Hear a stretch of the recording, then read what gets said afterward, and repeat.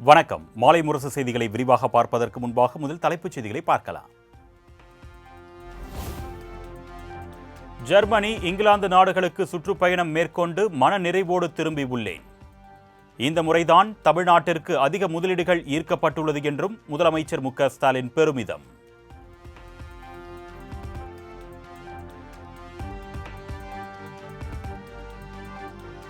தமிழக வளர்ச்சியை பார்த்து பொறுத்துக் கொள்ள முடியாதவர்கள் வெளிநாட்டு பயணத்தை விமர்சிக்கின்றனர்.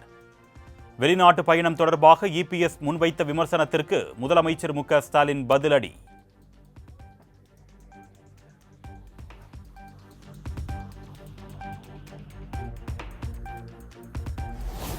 தூத்துக்குடியை தொடர்ந்து ஹோசூரில் முதலீட்டாளர் மாநாடு நடைபெறும் என்று முதலமைச்சர் மு க ஸ்டாலின் அறிவிப்பு.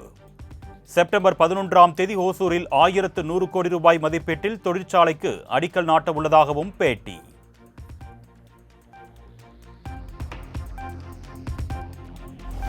ஆக்கப்பூர்வமான விஷயங்கள் குறித்து பேசும்போது அக்கப்போரான கேள்விகள் எதற்கு? அதிமுகவில் இருந்து செங்கோட்டையன் விலக்கப்பட்டது குறித்த செய்தியாளரின் கேள்விக்கு முதலமைச்சர் மு க ஸ்டாலின் பதில்.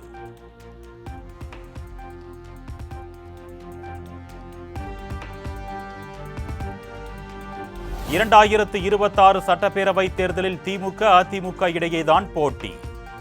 தவேக, திமுக இடையேதான் போட்டி என்று விஜய் தெரிவித்திருந்த நிலையில் எடப்பாடி பழனிசாமி திட்டவட்டம்.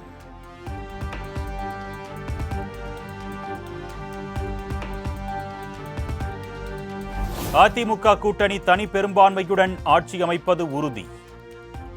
அதிமுக, பாஜக கூட்டணியை பார்த்து திமுகவினருக்கு பயம் வந்துவிட்டதாகவும் இபிஎஸ் விமர்சனம்.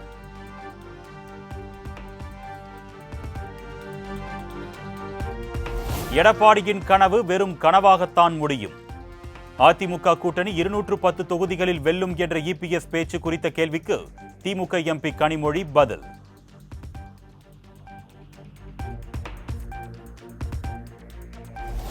மன நிம்மதியை தேடி ஹரித்வார் கோயிலுக்கு செல்வதாக அதிமுக முன்னாள் அமைச்சர் செங்கோட்டையன் பேட்டி. டெல்லியில் பாஜக மூத்த தலைவர்களை சந்திக்க உள்ளதாக தகவல் வெளியான நிலையில் விளக்கம்.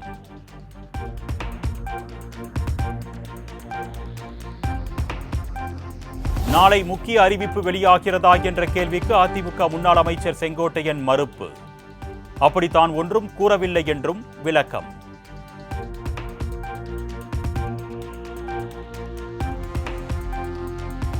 அதிமுக ஒன்றிணைய வேண்டும், கட்சி வளர வேண்டும் என்று முன்னாள் அமைச்சர் செங்கோட்டையன் மீண்டும் கருத்து.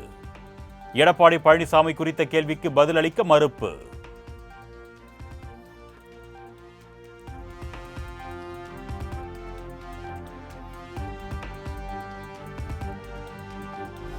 என்டிஏ கூட்டணியில் இருந்து டிடிவி தினகரன் வெளியேற நான் காரணம் அல்ல.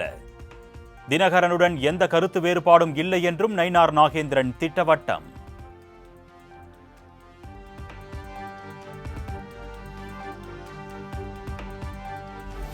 சிறிய கட்சி, பெரிய கட்சி என்பது முக்கியம் அல்ல, கூட்டணிதான் முக்கியம். அனைவரும் ஒன்றிணைந்தால் மட்டுமே திமுகவை வீழ்த்த முடியும் என்றும் நயினார் நாகேந்திரன் பேட்டி.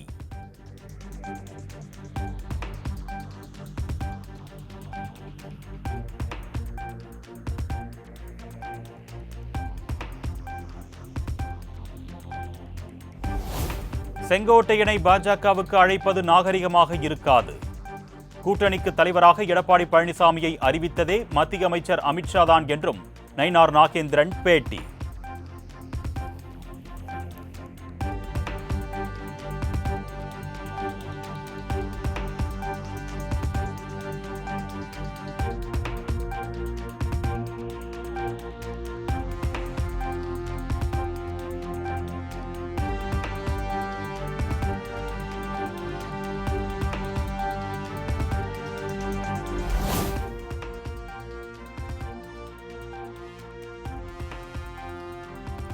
சென்னை அண்ணா அறிவாலயத்தில் நாளை காணொலி வாயிலாக திமுக மாவட்ட செயலாளர்கள் கூட்டம். திமுக முப்பெரும் விழா, ஓரணியில் தமிழ்நாடு உறுப்பினர் சேர்க்கை குறித்து ஆலோசனை நடத்தப்பட உள்ளதாக தகவல்.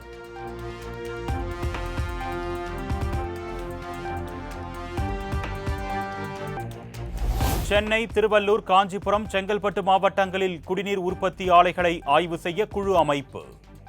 விதிகளை பின்பற்றாத நிறுவனங்களுக்கு நோட்டீஸ் வழங்கவும் 5,000 ரூபாய் வரை அபராதம் விதிக்கவும் திட்டம்.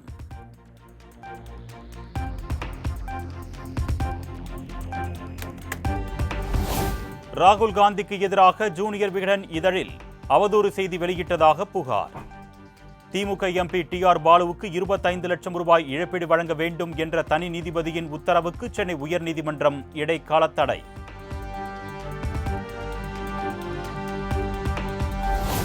மின்துறை தனியார் மையத்தை கண்டித்து புதுச்சேரி ஆளுநர் மாளிகை முற்றுகை. தடுப்புகளை மீறி போராட்டத்தில் ஈடுபட்ட இந்தியா கூட்டணியினரால் பரபரப்பு.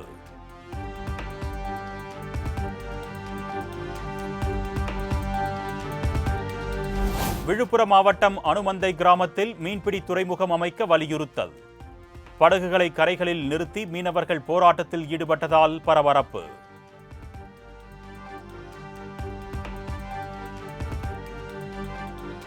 தாம்பரம் அருகே மணிமங்கலத்தில் டாஸ்மாக் பாரில் காவலர் ஒருவரை போதை ஆசாமிகள் சுற்றி வளைத்து தகாத வார்த்தைகளில் திட்டி அட்ராசிட்டி.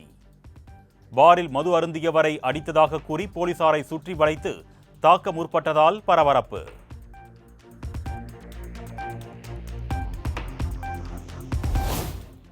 சிவகங்கை மாவட்டம் காரைக்குடியில் பூட்டியிருந்த வீட்டில் 40 சவரன் தங்க நகையை திருடி சென்ற மர்ம நபர்கள். சிசிடிவி காட்சிகளை கொண்டு கொள்ளையர்களை தேடி வரும் போலீசார்.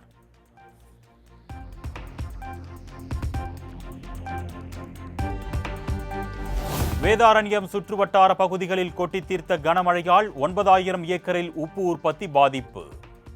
ஆயிரக்கணக்கான தொழிலாளர்கள் வேலை இழப்பு.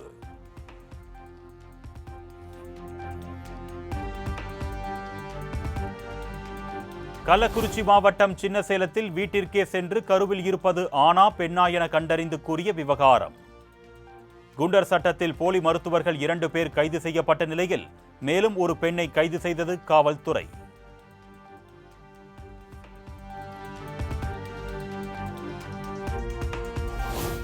ஆசிரியர் தேர்வு வாரியம் நடத்தும் டெட் தேர்வுக்கு விண்ணப்பிக்க இன்று கடைசி நாள். கடந்த மாதம் 11ஆம் தேதி தேர்வுக்கான அறிவிப்பு வெளியிடப்பட்ட நிலையில் மாலை 5 மணியுடன் அவகாசம் நிறைவு.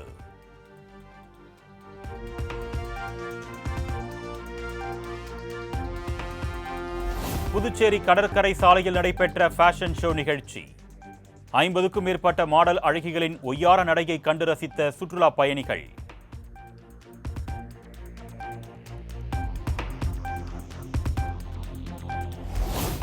இந்தியா மற்றும் ஐரோப்பிய ஒன்றியம் இடையே தடையில்லா வர்த்தக ஒப்பந்தம் குறித்த பேச்சுவார்த்தை இன்று தொடக்கம். அதிபர் டிரம்பின் அடுத்தடுத்த வரி விதிப்பு அறிவிப்புகளுக்கு இடையே பேச்சுவார்த்தையை தீவிரப்படுத்தியது இந்தியா.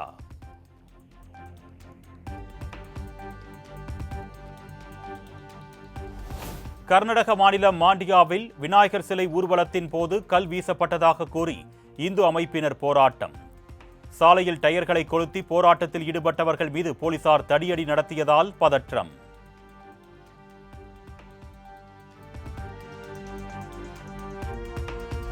குஜராத் மாநிலம் தராத் உள்ளிட்ட பகுதிகளில் 12வது நாளாக தேங்கி நிற்கும் மழை வெள்ளம். குடியிருப்புகள் மற்றும் சாலைகளை மழைநீர் சூழ்ந்திருப்பதால் மக்களின் இயல்பு வாழ்க்கை பாதிப்பு.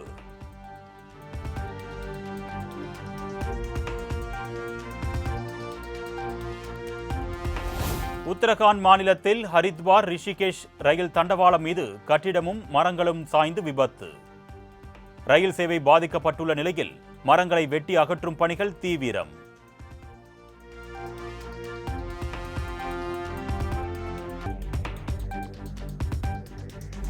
ஜம்மு காஷ்மீரின் குல்காம் பகுதியில் பாதுகாப்பு படையினர் தீவிரவாதிகள் இடையே கடும் துப்பாக்கிச் சண்டை. வனப்பகுதியில் பதுங்கியுள்ள தீவிரவாதிகளை சுற்றி வளைக்கும் பணியில் வீரர்கள் தீவிரம்.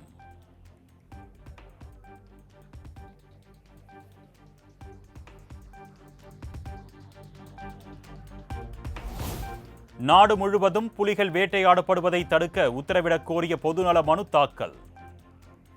விரைவில் விசாரணைக்கு எடுத்துக் கொள்ளப்படும் என்று உச்சநீதிமன்ற தலைமை நீதிபதி அறிவிப்பு.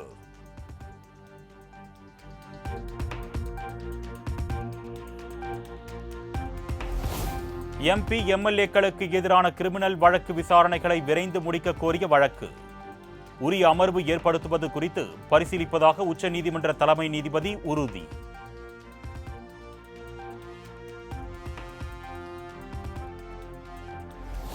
ஆந்திராவில் கட்டுப்பாட்டை இழந்த பள்ளி பேருந்து சாலையோர பள்ளத்தில் கவிழ்ந்து விபத்து. காயமடைந்த 40க்கும் மேற்பட்ட மாணவர்கள் பத்திரமாக மீட்பு.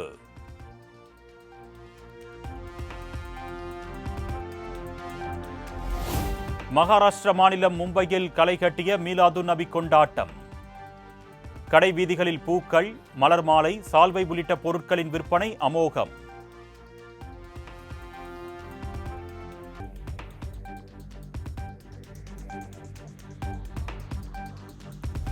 உத்தரப்பிரதேச மாநிலம் அயோத்தியில் சந்திர கிரகணத்தையொட்டி சரயு நதிக்கரையில் குவிந்த மக்கள். ஆற்றில் புனித நீராடியும் சுவாமி தரிசனம் செய்தும் வழிபாடு.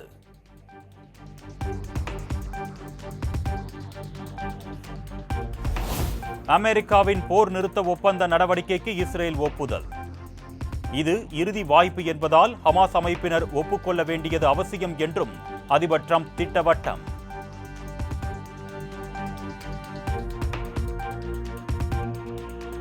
காசா இஸ்ரேல் இடையிலான போருக்கு விரைவில் தீர்வு காணப்படும். போர் நிறுத்தத்திற்கு இஸ்ரேல் ஒப்புதல் வழங்கியுள்ள நிலையில் ஹமாஸ் அமைப்பினர் மௌனம் களைய வேண்டும் என்று அதிபர் டிரம்ப் வலியுறுத்தல்.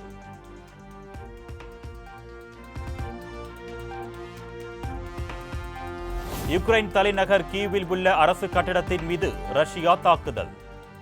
800க்கும் மேற்பட்ட ட்ரோன்களை கொண்டு தாக்குதல் நடத்தியதில் 5 பேர் பலி, 40க்கும் மேற்பட்டோர் படுகாயம்.